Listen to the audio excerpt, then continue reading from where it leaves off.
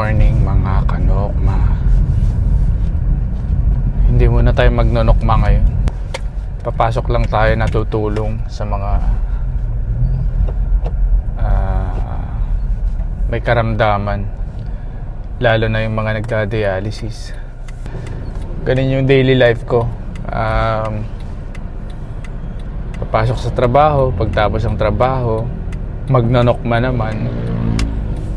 Ito yung pinili nating profession. Kaya masaya naman tayo sa ating ginagawa. Ayan, time check nga pala, it's 6:30 in the morning.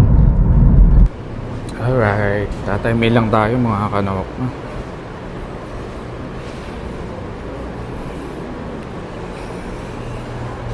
Access granted. Yun. Hoy, shout out to. A few moments later.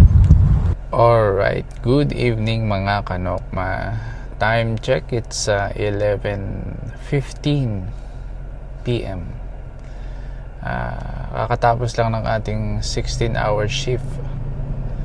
So, pagod na rin, and bukas na tayo pupunta sa ating mga nokma para i-check sila.